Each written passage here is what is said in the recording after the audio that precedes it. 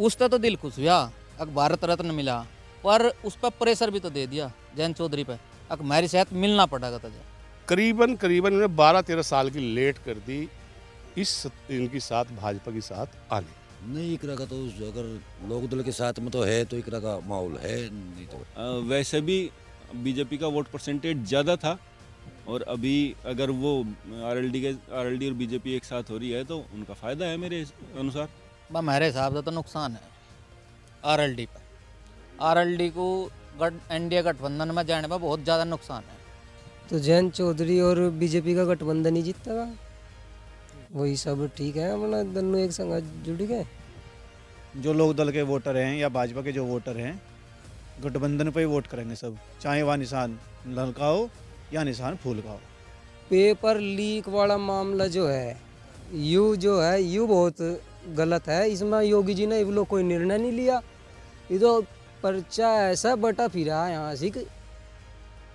नमस्कार, स्वागत है आपका न्यूज 80 पर। मैं हूं आपके साथ राहुल राणा।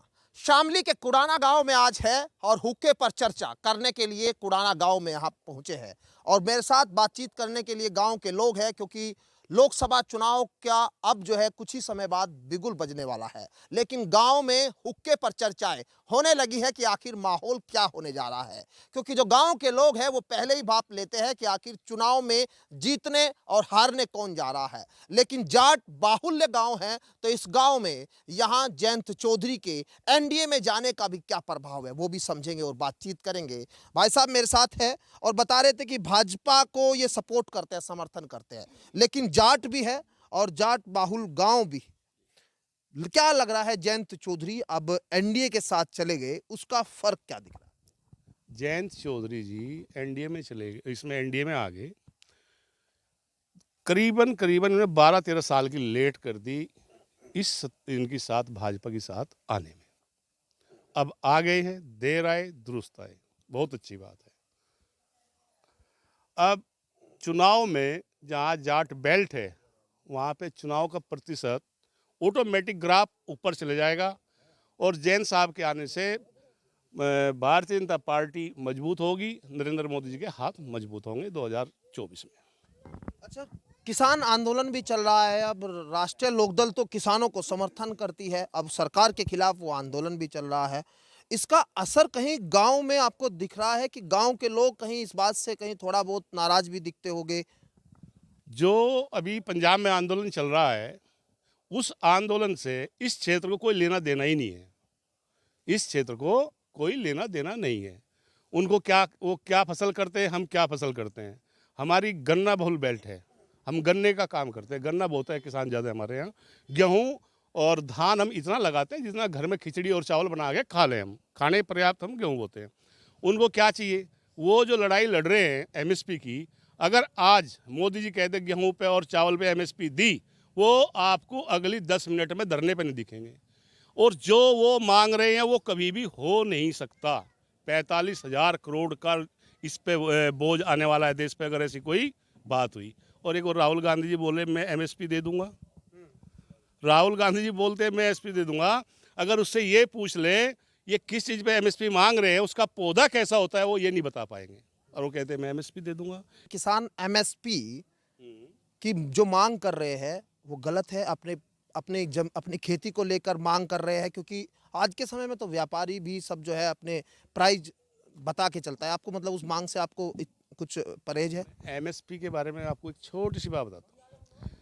बाजार उतार चढ़ाव का बाजार होता है। सरकार कोई चीज़ खरीदती है, भाई गेहूं का रेट क्या है और धान का रेट क्या है। अगर सभी लोग एक जैसा खरीदेंगे मार्केट हल जाएगा पूरा, मार्केट में बराबरी नहीं रहेगी। आज जो वो मांग कर रहे हैं वो बिल्कुल गलत है। जो सरकार उनको जो 23 मांग थी, उसमें शायद 23 मांग थी, कितनी मांग थी मुझे एक्चुअल पता नहीं, उसमें मेरे ख्याल से 3 मांग रहेगी और बाकी सब मान ली सरकार ने। चलिए ठीक है, ये अपना अपना आपका तर्क है और लोग भी हैं, मैं उनसे भी बात कर लेता हूँ।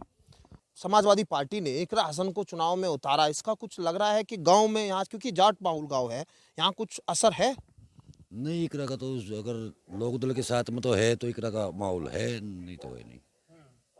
अच्छा, जयंत चौधरी जो एनडीए में गए, इसका आपको लगता है ठीक हुआ क्या? भाई ये तो नेताओं के विचार है, हम क्या बता सके इसमें। हम तो इतने पढ़े लिखे नहीं है कि भाई इसके बारे में बता रहे क्या नफा क्या नुकसान, इस बात को तो वही जाने। अच्छा, जो किसान आंदोलन चल रहा है ये ठीक चल रहा है। यहाँ इसका असर है? नहीं यहाँ तो है नहीं फिलहाल सर। आप लोग समर्थन करते हैं, मतलब किसान जो मांग कर रहे हैं? हम दिल से समर्थन करें उनका। अच्छा, चलिए आपसे मैं बात कर लेता हूँ। कैराना पे माहौल क्या है? थोड़ा सा आगे आ जाइए कुर्सी को लेके। कैराना में क्या माहौल है चुनाव का? मैं अपने गांव का बता सकूँ जी। हमारे गांव में आरएलडी और बीजेपी जैसे अभी ऑफिशियली तो वे इकट्ठा हुए नहीं, लेकिन जैसे वे कह रहे हैं हम इकट्ठा हो रहे, तो उसमें यहाँ पे जितने भी दो ही दल से जुड़े हुए लोग हैं, या तो आरएलडी या बीजेपी। तो अगर वे दोनों इकट्ठा हो गए हमारे गांव में तो फिर कोई विरोध ही नहीं रह जाता लगभग। और दूसरी पार्टियों से जुड़े हुए लोग बहुत कम हैं, ज़्यादातर यही हैं मेरे अनुसार। मैं ऐसा कोई सर्वे नहीं कर रहा, मेरे पास ऐसे कोई डेटा नहीं है। जहाँ जिन आदमियों से मैं मिलता हूँ उनसे मुझे ये पता लगता है हाँ यहाँ या तो आरएलडी थी या फिर बीजेपी। अगर वे दोनों इकट्ठा हो गए और दूसरे दल से जुड़े हुए लोग बहुत कम हैं मेरे अनुसार। यहाँ लग रहा है कि फायदा हो जाएगा जयंत चौधरी को इस गठबंधन से। फायदा ही फायदा होगा मेरे अनुसार। किसको ज्यादा लग रहा है फायदा? जयंत चौधरी को। बीजेपी तो वैसे भी बीजेपी का वोट परसेंटेज ज़्यादा था, और अभी अगर वो आरएलडी और बीजेपी एक साथ हो रही है तो उनका फायदा है मेरे अनुसार। ठीक है। अब जयंत चौधरी जो एनडीए के साथ जा रहे हैं, इसका क्या युवा क्या सोच रहा है, इसको लेकर क्या दिमाग में? बस मेरे हिसाब से तो नुकसान है आरएलडी पे। आरएलडी को एनडीए गठबंधन में जाने में बहुत ज़्यादा नुकसान है मेरे हिसाब से। पहले मेरे हिसाब से तो नहीं लग रहा हमें अक जो सीट दो दे रहे में, और जो सपा साथ दे रही थी, सपा के साथ ज़्यादा मजबूती थी ना कि बीजेपी की साथ। और आप बताओ। तो अब इसका मतलब नुकसान आपको ज्यादा जयंत चौधरी को लगा है इस गठबंधन से, है ना? बिल्कुल। तो अब इकरा हसन भी समाजवादी पार्टी से जो प्रत्याशी बनाई, जो लोग कहीं इस फैसले से आप कह रहे हैं थोड़ा, आप भी मुझे लग रहा नाराज है क्या कहीं इस फैसले से? बिल्कुल नाराज है भाई, बहुत ज़्यादा नाराज है। तो इसका फायदा कहीं इकरा हसन को लगता है मिला, क्योंकि वही प्रत्याशी, उसी का नाम चर्चा में है। मेरे हिसाब से 30% जाट इकरा हसन के साथ जाएंगे। सपा के साथ जयंत चौधरी से नाराज होकर 30% जाट सपा गठबंधन पर जाएंगे, कांग्रेस सपा गठबंधन पर। एक सीट 2 सीट में क्या हो रहा, शामली जिला तो 3 के 3 विधायक लोक दल के थे, यहाँ बीजेपी सीट ही नहीं दे रही, एक भी सांसद की सीट नहीं दे रही। कैराना विधानसभा जो यहाँ से लोक दल आता तो कुछ बात थी, हम भी सोचते भाई हमें कुछ फ़ायदा हो रहा, लोक दल को कुछ फ़ायदा हो रहा, वह हमारी तो मजबूरी हो रही लोक दल की साथ रहने की। हम हस्तिनापुर तक बंधे हुए हैं, कहीं ना कहीं दर्द ज़्यादा है दिल में, बस कह नहीं सकते हम। भारत रत्न दिया चौधरी साहब को, उसके बाद तो जयंत चौधरी ने कह दिया कि भाई अब दिल खुश कर दिया। आपका भी दिल खुश नहीं हुआ? उसका तो दिल खुश हुआ, अब भारत रत्न मिला, पर उस पर प्रेशर भी तो दे दिया जयंत चौधरी पे, अब हमारी सेहत मिलना पड़ेगा तुझे। एक कहीं ना कहीं दबाव में आकर भारत रत्न लेना वह अच्छी बात नहीं है हमारे हिसाब से। ये बताओ। और लोग भी है, आप क्या देख रहे हैं यहाँ गांव में माहौल क्या है? चुनाव है लोकसभा का, अब समाजवादी पार्टी ने प्रत्याशी बना के जयंत चौधरी एनडीए में चले गए, तो जयंत चौधरी और बीजेपी का गठबंधन ही जीतेगा, वही सब ठीक है। अपना दोनों एक संग जुड़ गए, वही अच्छा है हमारे हिसाब से। तो किसान आंदोलन जो चल रहा है उसको अब सपोर्ट कर रहे हैं यहाँ? नहीं, किसान आंदोलन में तो फ्रॉड है, वो तो खालिस्तानी वाला सिस्टम चल रहा है वहाँ। जो यहाँ के किसान है वे तो कोई भी नहीं, किसी समझ में नहीं आया उनका मामला। जो पहले था भाई, पहले यहाँ के भी लोगों का सपोर्ट था, पहले ठीक था, थोड़ा बहुत मुद्दा इनका चलो कुछ था भी, वो तो कुछ है ही नहीं, ये तो ज़बरदस्ती का वह खालिस्तान वाली बात है। तो इस बात का भी असर है कि पेपर लीक हुआ, युवाओं के लिए भर्ती का बड़ा पेपर लीक वाला मामला जो है यू बहुत गलत है। इसमें योगी जी ने ये लोग कोई निर्णय नहीं लिया, ये तो पर्चा ऐसा बटा फिरा है यहाँ से 100 रुपये में। मतलब 18 तारीख का पर्चा था दूसरी शिफ्ट में, और वो 17 तारीख लो मेरे पे भी आ लिया, जिनका मतलब नहीं है किसी पढ़ाई तभी। हम तो खेती किसानी में लग रहे भाई, तो मेरे पे भी आ लिया पर्चा यूपी पुलिस का, तो इसका मतलब कुछ बात ही नहीं, फ्री में खिंडा फिर रहा पर्चा।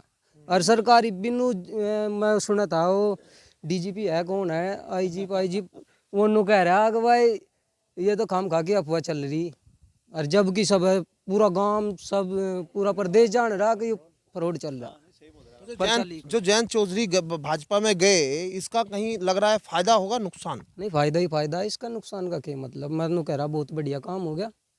तो आप एक तरफ से कह रहे हैं कि पेपर लीक में सरकार ने कोई ध्यान नहीं दिया, युवाओं की नौकरी का सवाल। जो हम है भाई, सही बात को सही कहने वाले, गलत बात को गलत कहने वाले। हम जो बात योगी जी ने इसमें संज्ञान नहीं लिया, हम उस बात को नु कहेंगे कहाँ गलत कर रहे।